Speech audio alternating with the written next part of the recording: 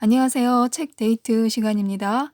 오늘 소개해드릴 책은 부는 운명이 아니라 스타일이다 라는 책인데요.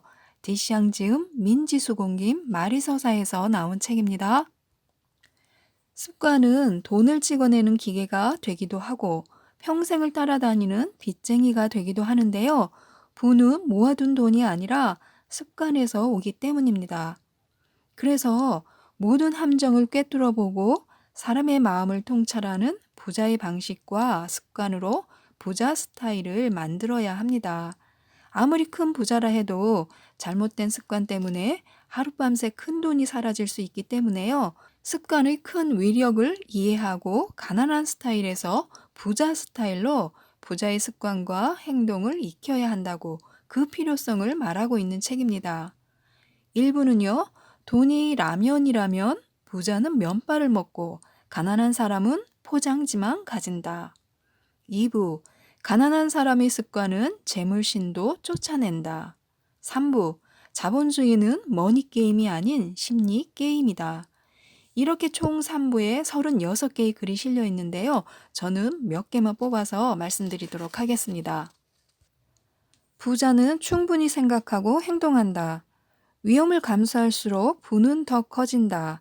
사실 이 말은 머릿속에서 계속 계산기를 두드리는 장사꾼이나 노름꾼, 투자 컨설팅 업체들이 어리석은 사람을 현혹하여 남의 주머니에서 돈을 꺼내기 위한 헛소리에 불과하다고 합니다. 부와 명예는 억지로 구해서 얻어지는 것이 아니라요. 부와 명예는 리스크에 대한 완벽한 대응이 가능해졌을 때 그때 자연스럽게 따라온다고 합니다. 이 책에는 여러 가지 재미있는 일화들도 소개되어 있는데요. 상장회사의 한 사장에 관한 일화가 있습니다. 밥을 먹고 있는데 급하게 비서가 뛰어들어와서 태블릿 PC를 이렇게 보여주는 거예요. 그러고 나서는 단 몇 분 만에 3억 3천만 원을 벌었다 그러면서 호텔에 가서 맛있는 식사를 하자고 이렇게 제안을 합니다. 그 옆에서 이런 얘기를 듣고 있던 직원들은 진짜 우리 사장님은 뭔가 다르구나 하면서 바로 집으로 돌아가서 주식에 투자를 합니다. 그런데 주식 전부 다 손해를 보고 말죠. 그래서 이 직원들이 사장님 몰래 비서를 찾아가서 물었습니다. 분명히 사장님이랑 같은 종목에 투자했는데 왜 우리만 이렇게 손해가 막심한 걸까요? 하고요. 그러자 비서가 배꼽을 잡고 웃습니다. 사장님은 몇 분 만에 3억 3천만 원을 벌어들인 게 아닙니다. 단 몇 분 만에 주식을 팔고 이득을 취할 수 있었던 건 이미 3개월 전부터 계획을 세우셨기 때문이에요. 주식에 대해 잘 모르시면서 겉으로 드러난 것만 보고 돈을 투자하시다니 정말 겁도 없으시군요. 이렇게 비서가 말을 합니다. 이것이 바로 가난한 사람의 습성이라고 합니다. 겉으로 보이는 것만 따랐을 뿐 상대가 단 몇 분 만에 얻은 성공이 오랜 시간 갈고 닦은 노력의 산물이라는 것은 미처 생각하지 못한 것이죠. 먼저 위험을 감수해야 부가 커진다라는 가난한 사람들의 믿음부터 털어버리라고 합니다. 그리고 1분 1초 심혈을 기울여서 리스크 관리를 하도록 스스로를 쇠뇌시키라고 하네요. 가난한 사람은 돈이 증발하는 소리를 듣지 못한다. 부자들은 머니게임의 규칙을 정확히 이해하고 있는데요. 시장의 이익률은 오르내린다는 사실 또한 잘 알고 있습니다. 그들이 사들인 주식의 가치가 떨어져서 자금이 묶일 수도 있고요. 어느 순간 부동산이 하락세에 접어들 수도 있습니다. 이런 변동의 근본 원인은 집단 투자자들의 심리게임에 있는데요. 그렇기 때문에 그들은 큰 일을 벌이기 전에 몇 가지 사실을 분명히 파악한다고 합니다. 우리가 두려움과 탐욕을 가지고 있고 되도록 리스크를 감당하지 않으려 한다는 점을 잘 알고 있다는 거죠. 게다가 되도록 가장 안전한 범위 안에서 최대한의 이익을 얻으려 한다는 점도 정확히 이해하고 있고요. 돈이 증발한다는 것은 결국 인간 심리의 집단적인 작용의 결과물이라고 합니다. 돈을 벌고 싶고 돈이 줄어드는 것을 피하고 싶다면 온 힘을 다해서 돈이 증발하는 소리를 들어야 합니다. 그 소리를 듣지 못한다면 부자들이 세계로 향하는 길에 보이지 않는 유리벽이 가로막혀 있는 것과 마찬가지라고 하는데요. 아무나 쉽게 착취할 수 있는 만만한 사람이 되는 셈이라고 하네요. 위험은 소리 없이 다가온다는 사실을 부자들만 알고 있다. 성공한 부자들은 상대적으로 리스크에 특별히 민감한데요.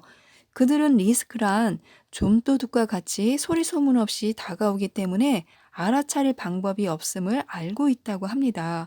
우리가 거래를 할 때는 기분이나 감정을 내세우면 안 된다는 사실을 가끔 잊어버리는데요. 마음속에 두 개의 악마가 나타나서 우리의 이성을 마비시켜 다가오는 위험을 알아차리지 못하게 만든다고 합니다. 이 두 악마는 바로 욕심과 미련입니다. 돈을 사랑하고 벌고 쓰고 굴리는 것은 매우 도덕적인 일이다. 돈에 대한 갈망이 많으면서 그것을 비난하는 작태를 보면 마치 돈에 사람을 중독시키는 어떤 마력이 있고 한편으로 돈이 우리를 이기적이고 잘못된 행동을 하게끔 유혹하는 것 같다. 그러나 솔직히 말하자면 모든 것은 우리 자신이 주도하고 자처하는 것이다. 돈이란 그저 중립적인 도구에 불과하다. 부자가 되는 기회는 하늘에서 떨어지는 선물이 아니다. 현재 상황을 편안하게 생각하는 것이 가난한 사람이 부를 이루지 못하는 첫 번째 원인이다. 불만족을 배워야 한다. 돈에 대한 갈망을 만드는 법을 배워야 한다. 그래야만 가난의 굴레에서 벗어날 가능성이 생긴다. 부자가 성공하는 이유는 꿈을 가지고 있기 때문만은 아니다. 미래에 대한 구체적인 계획 때문이다. 그들은 변경 가능한 시간 계획표를 가지고 있다. 그리고 가난한 사람이 일평생 가난에서 해방되지 못하는 이유는 계획을 세우지 않기 때문이다. 그들은 심지어 꿈조차 가지고 있지 않다. 부자들이 할인권과 줄서기를 싫어하는 이유. 일찍이 이런 일화를 들은 적이 있다. 부동산 업계에서 잘 나가는 사장이 있었다. 그는 매일 아침 새 종류의 신문을 읽으면서 시사와 주식 시황을 살펴보았다. 시간이 꽤 지나면서 사장의 마음속에 궁금증이 하나 생겼다. 신문이 쌓여 있는 상자를 들여다볼 때마다 신문들이 하나같이 여기저기 구멍이 나 있었기 때문이다. 그래서 그는 가사 도우미에게 어떻게 된 일인지 묻지 않을 수 없었다. 매일 오는 신문에는 5,000원짜리 상품 할인권이 인쇄되어 나오는데 그녀는 몇 분의 시간을 들여 그것을 꼭 오려둔다고 했다. 그러니까 가사 도우미가 아침상을 치울 때마다 매일 5분의 시간을 들여 신문지 위의 할인권을 오리는 동안 서재에서 사업을 하는 사장은 집을 한 채 팔아서 한 번에 5억 원의 돈을 벌고 있었던 것이다. 우리는 모두 부자가 되고 싶어 한다. 하지만 항상 이 가사 도우미처럼 행동하고 있다. 돈을 아끼는 것이 곧 돈을 버는 것이다 라는 명분의 볏짚 아래 감추어진 빈궁의 함정을 알아차리지 못한다. 가난한 사람은 작은 돈을 아끼려는 습성이 있다. 그렇기에 작은 돈을 아끼기만 하고 돈을 벌어들이지는 못한다. 하지만 부자는 언제나 더 많은 돈을 벌어들일 방법에 온 주의를 기울인다. 원가 대비 이익을 따지는 것은 부자의 기본이다. 부자는 항상 자금원을 개척하는 일을 찾는 데 관심이 쏠려 있다. 흐르는 물만 있으면 돈이 떨어지는 나무를 기를 수 있다. 하지만 가난한 이는 눈앞의 돈을 아끼는 것만 본다. 얼마가 남아 있는지 이외에는 다른 건 아무래도 상관없다. 가난한 사람들은 오직 돈이 많은지 적은지만 알고 있다. 하지만 부자는 돈의 본질을 이해한다. 할인권을 사용하지 않는 이유는 자신의 몸값까지 떨어지는 것을 원치 않기 때문이다. 가난한 사람은 월급 200만 원 뒤에 숨은 다이아몬드를 보지 못한다. 작은 돈의 힘이 크다는 사실을 알아야만 하는데요. 수많은 부자들이 부를 만들었던 비결은 그들이 작은 돈의 중요성을 우습게 보지 않았기 때문입니다. 그리고 작은 돈을 불릴 수 있는 방법을 끝까지 추구해야만 비로소 빈곤에서 벗어날 수 있고요. 부자들은 모두 지속적으로 들어오는 작은 돈에 의지해서 부를 축적한다고 하는데요. 가난한 사람은 큰 횡재를 해서 한 번에 큰 돈을 벌기를 바랄 뿐이라고 합니다. 가난뱅이는 재테크에서 돈에 눈이 멀게 되는 경우가 많다. 만약 당신이 퇴근하고 돌아온 뒤에 매일같이 가장 먼저 하는 일이 텔레비전을 켜는 일이라고 해보자. 딱히 보고 싶은 프로그램이 없는데 그 자리를 지키고 있다면 자신도 모르는 사이에 인생을 낭비하는 셈이다.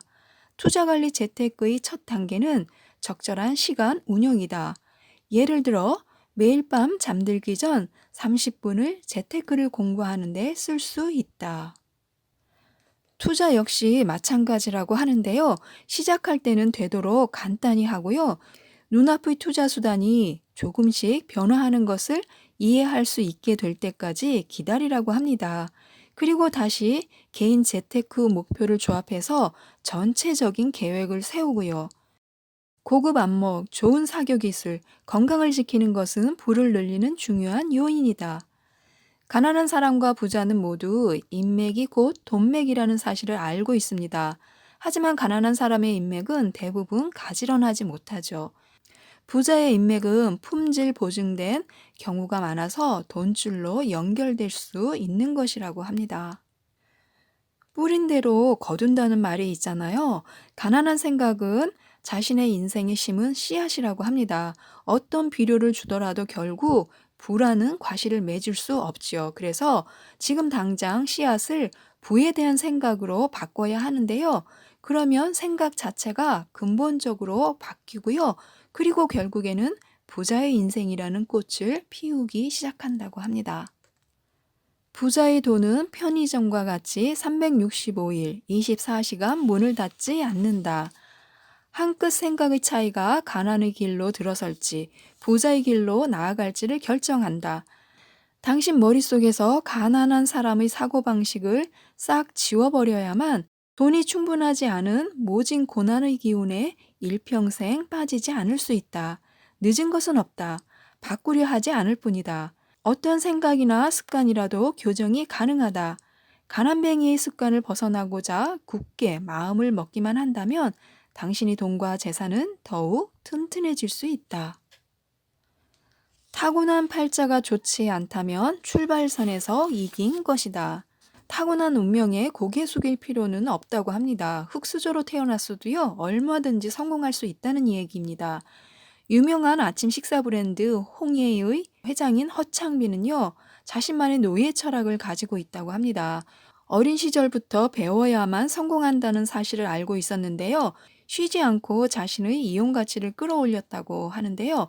공부를 하려면 항상 돈이 필요했는데요. 언제나 돈을 쓰지 않고 무언가를 배울 방법을 찾아다녔다고 합니다.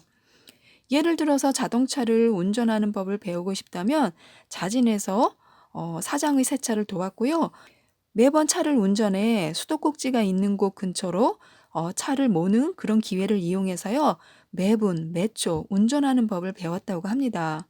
젊은 시절에 그는 집안 형편이 좋지 못했는데요. 공부를 썩 잘했지만 집에서는 학비를 대줄 수 없었다고 합니다. 시간이 지나서 돌아보니까 학력은 물론 중요하지만 가난 또한 최고의 학교가 될 수 있다는 사실을 발견했다고 합니다. 모든 것이 갖춰진 환경 때문에 오히려 어떠한 위기의식도 가지지 못하는 경우도 있다고 합니다. 오늘 가진 것에 집착하면 미래에 아무것도 남아있지 않다. 부자가 되기 위한 길고 긴 여정의 가운데 지금 당장 시작해야 할 것이 있다. 당신이 첫걸음을 크게 내딛지 못한다면 부자가 되는 목표와의 거리는 영원히 줄어들지 않을 것이다. 가난한 사람은 꿈을 행동으로 옮기지 못하는 수백 가지 이유를 댈 수 있다. 그들에게 미천이 생기면 무서워서 그 작은 돈을 투자에 쓰지 못한다. 그들은 만약 일이 잘못되면 반평생 피땀 흘려 모은 돈을 전부 잃어버릴 수 있다고 겁내기 때문이다. 그들이 가진 게 없을 때는 더 말할 것도 없다. 사실 부채의 좋고 나쁨은 어디까지나 결과론적인 이야기다. 빌린 돈을 어떻게 활용하느냐에 따라 판단이 달라진다.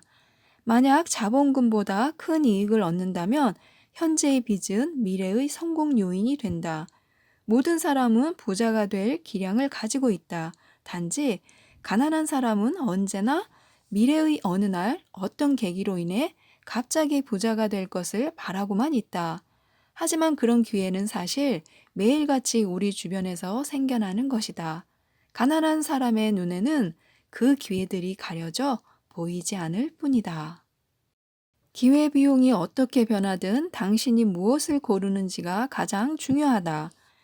인생은 매 순간의 선택으로 달라지는데요. 가난한 사람은 코앞에 보이는 이익만 보고 눈앞이 편하고 한가로운 허상에 빠져 산다고 합니다. 언제나 나는 곧 뭐라도 될 것이다 혹은 곧 뭐든 손에 넣게 될 것이다 라는 생각으로 행동을 한다고 해요. 부자들은 만약 지금 이것을 선택하면 앞으로 어떤 영향이 있을 것인지에 중점을 두고 생각하기 때문입니다.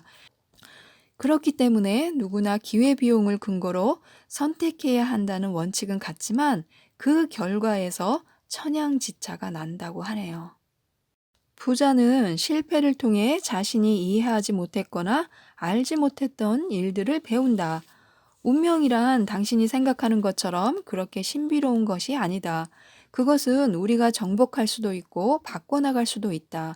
당신은 근육을 나른하게 만들어 앞으로 나아갈 수 없게 만드는 가난한 사람의 타성부터 가장 먼저 없애야 한다. 그리고 자신이 가난한 운명을 바꿔 나갈 능력이 있다고 굳게 믿어야 한다. 가난한 사람의 유전자는 없다. 가난한 습관이 있을 뿐이다. 찢어지게 가난하든 얼마의 빚이 있든 빈곤은 그 다음 세대로 유전되는 것이 아니다.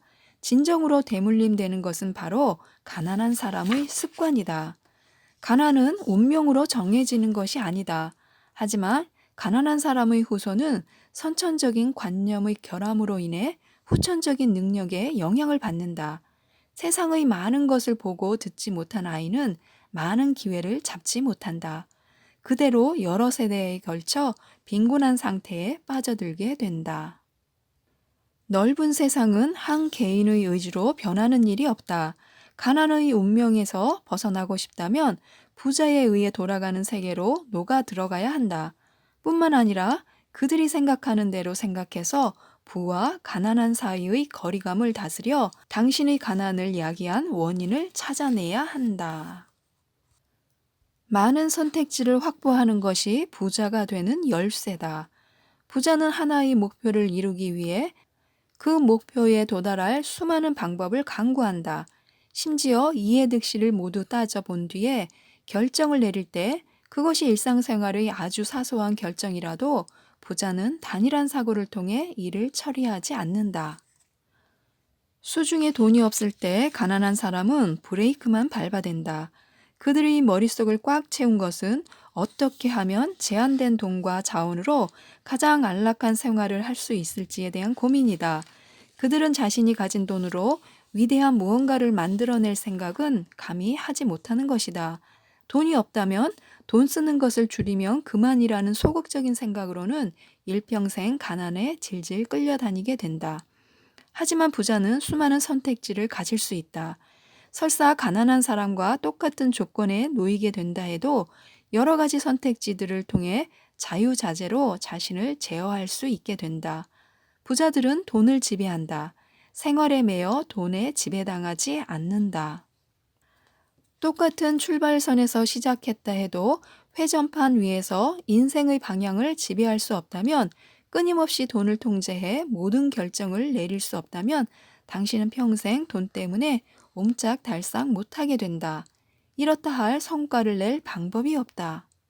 한마디로 한 사람이 가난과 부를 결정하는 것은 운이 아니다.